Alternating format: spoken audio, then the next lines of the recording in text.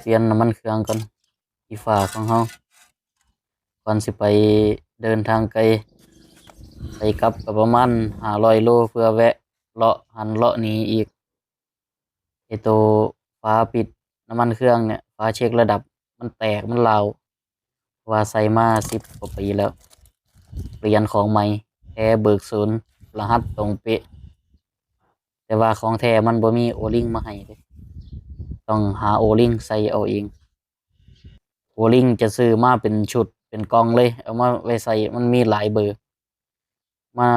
ชุดหนึ่งเนี่ยมันจะมาแบบเป็นกล่องแบบนี้นะราคาบ่แพงใส่ดีกับน้ำมันได้พร้อมส่วนแหวนน็อตไทยน้ำมันก็เปลี่ยนตัวใหม่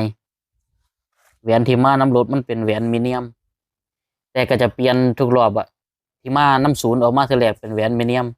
หลังจากนั้นก็เปลี่ยนเป็นแหวนทองแดงมาตลอดแหวนทองแดงก็เปลี่ยนแบบใส่ท้ายน้ำมันเครื่องจัก2-3 รอบจังเปลี่ยนเทื่อนึงก็ได้ก็แล้วแต่สภาพแต่อันนี้เปลี่ยนทุกรอบอันบ่กี่บาทเองเติมน้ำมันก็เป็นของลิคิดโมลี่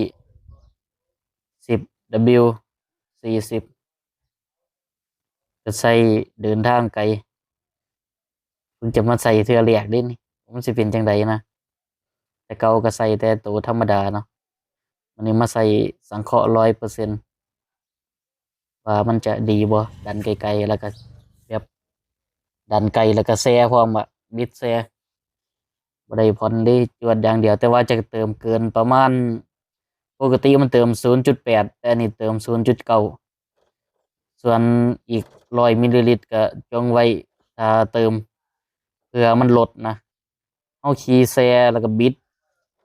80 100จังซี้แซ่แบบบ่ผ่อนเลยอะ